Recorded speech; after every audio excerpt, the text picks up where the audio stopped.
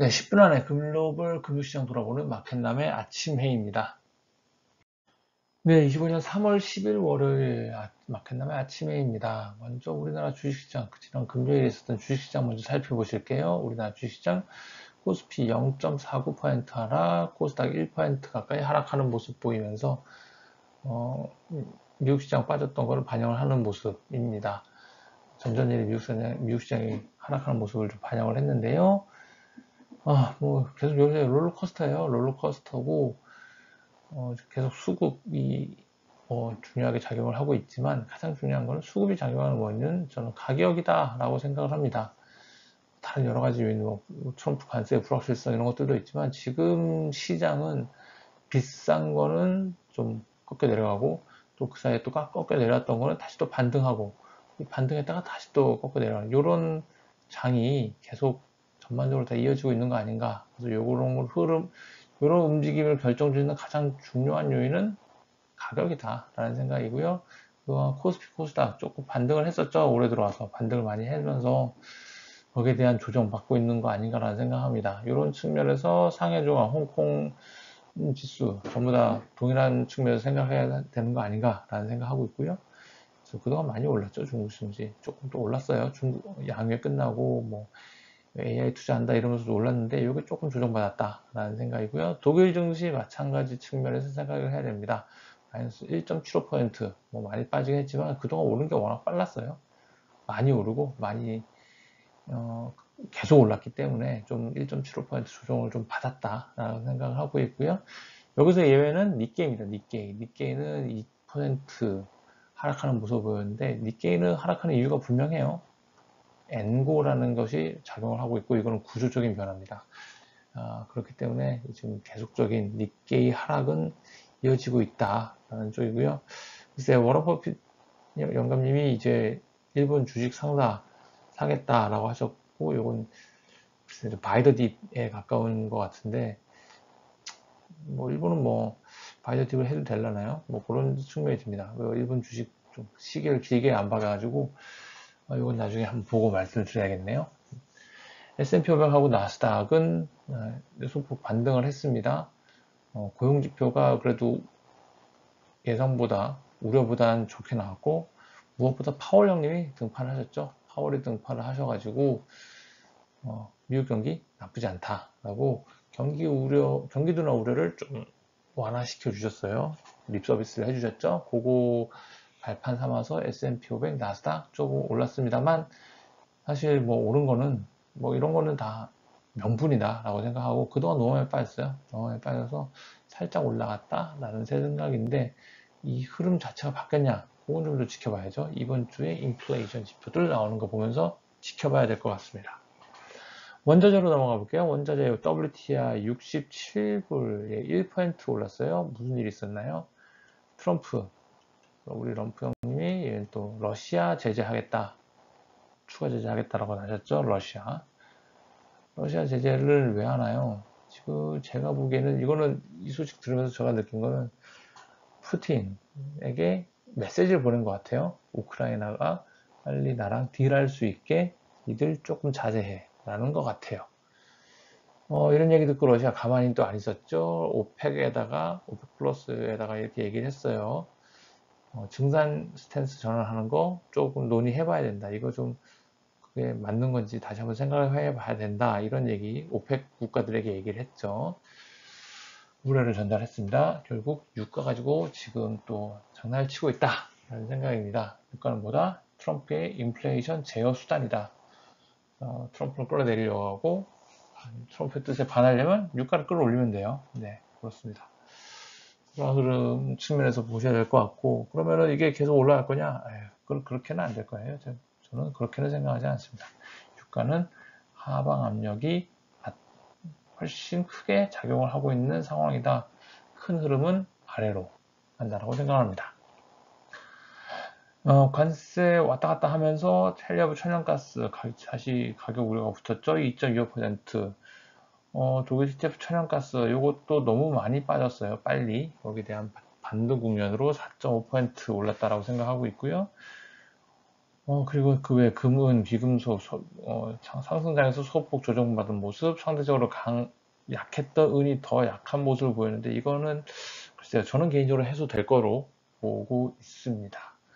한시장으로 가볼게요. 한시장 원화는 한 4원 정도 오르는 모습, 살짝 반등하는 모습 보였고요. 달러 인덱스 엄청 많이 보였죠. 달러 인덱스가 103.8, 104포인트 뚫었어요. 하향 돌파를 했습니다. 104포인트를 하향 돌파했고, 이거는 뭐 파월 형님 등판하셔서 경기 괜찮다, 기준금리 신중하게 할 거다라고 하면서 이런 것들을 원래 달러가 반등하는 모습을 보여야 할 텐데, 아직은 외환시장에서는 경기 둔화 우려, 관세 불확실성, 이걸 좀 더 크게 보는 것 같아요. 그래서 더 내려갔다라는 거. 그리고 상대적으로 또 유로존 이쪽에 유로화가 또 강세를 보였죠. 유로화가 강세 보였습니다. 0.57% 오르면서 강세 보였고, 재무장, 독일 재무장 얘기 나왔고, 또 이제 우크라이나 전쟁 종료 합의한 가능성, 뭐 이런 것들이 되면서 또 나왔고요. BOJ는 계속 기준금리를 올린다 했으니까요. 달러에는 147.94인까지 빠졌습니다.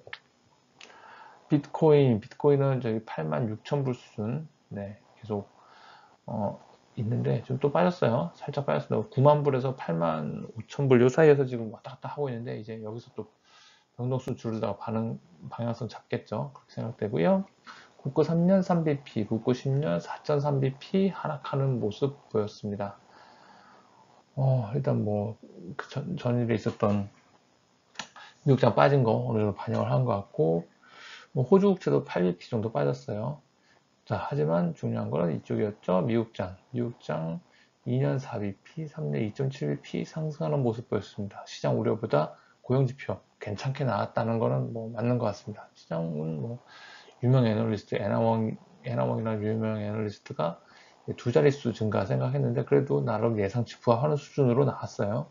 그렇기 때문에 미국 금리 좀 더 올랐고, 파월 의장이 또 연설을 해주시면서 좀 더 오르는 모습 보였습니다. 다음으로 경기 지표 말씀드릴게요. 2월 중국 수출 YOY 플러스 2.3%인데 수입이 엄청나게 줄었어요. 마이너스 8.4. 무역 수준 좋게 나왔겠네요. 자, 미국 고용 지표 나왔습니다. 2월 비농업 고용자 수 15.1만. 네. 예상치 16만보다 조금 하회했지만, 아까 두 자릿수라고 얘기했던 건 미국식 표현이죠. K. 몇 천 건 단위일 때고, 이제 우리나라식 만 건 단위로 한 자릿수 예상을 했었는데, 그래도 예상치의 소폭 미달한 수준으로 나왔어요. 시장의 우려가 그래서 조금 가셨습니다. 실업률은 소폭 올랐어요. 소폭 올랐고, 0.1% 올랐다 생각하지 마시고, 이게 소수점 두 자리까지 가면 이거 0.1%보다는 더 올랐습니다. 이거 중요한 거는 저는 뭐 근로시간이 스테이 했어요. 예상치를 하회했습니다. 근로시간이 늘질 않았다라고 하는 거고요. 소득도 증가율이 떨어졌다. 0.3으로 0.4에서. 이 0.4도 원래는 0.5였었다. 자, 돈을 주는 거 증가율이 둔화되고 있고요. 근로시간이 늘지 않아요. 늘지 않습니다. 그럼 이게 뭐냐? 결국 노동 수요가 저는 슬라이틀리하게 아주 천천히 줄어들고 있다라는 생각이 듭니다. 미국 상품 인플레이션 중요한 부분이죠. 중국 차익 MM으로 마이너스 0.7%예요. 그리고 중국 안 좋다는 거, 저는 중국에서 제일 중요한 거는 2월 PPI라고 부르는데요. 2월 PPI YY 마이너스 2.2%입니다. 만들어내는 생산품의 가격이 계속 떨어지고 있다는 얘기예요. 자, 이번에 있을 거는 독일. 요새 독일 경기 지표들 관심 많습니다. 1월 수출 MOM 2.9%인데, MOM으로 2.9면 뭐 이렇게 낮은 숫자는 아니죠. 근데 수출이 워낙 변동성이 높은 지표라서 일단 그렇고요. 지난달에 좀 1년 기대 인플레이션 지수들이 원래 잘 안 보는 수치들인데, 이게 변동성 크게 키웠었죠. 이번에 한번 보겠습니다. 이전치 3% 이렇게 나와 있고요. 자, 이번 주 저번에 파월 의장 발표하고 나서 이번 주 연준 블랙아웃 기간입니다. 좀 있으면 FMC 있죠. FMC 2주 전부터는 연준 위원들은 퍼블릭한 공간에 나가서 연설을 할 수 없습니다. 의견 피력을 못해요. 블랙아웃 기간이 들어왔습니다. 나이젤 ECB 위원, 이분 왜 중요하시냐? 독일 분데스방크 총재입니다. 독일 중앙은행 총재예요. 이분 연설하시는데 ECB의 통화정책 어떤 스탠스로 돌아갈지 한번 볼 수 있을 것 같습니다. 네, 시장 포커스 보겠습니다. 아까 고용 얘기하고 러시아, 트럼프 얘기 말씀드렸었고요. 그리고 관세는 이제 그냥 불확실성 요인입니다. 지금 아무도 믿지 않아요. 네, 그렇기 때문에 불확실성만 키우는 요인이고, 이번 주 중요한 거는 인플레이션의 시간, 이번 주 CPI, PPI 다 나옵니다. 그리고 늦었던 졸트 나오죠. 졸트 잡 오프닝 이 부분 나옵니다. 이 부분 이 세 개 보시면 될 것 같아요. 이 세 개에 따라서 이게 가격 조정이냐, 마이더 딥이냐, 이게 어느 게 이길 거냐의 싸움은 계속될 것 같습니다.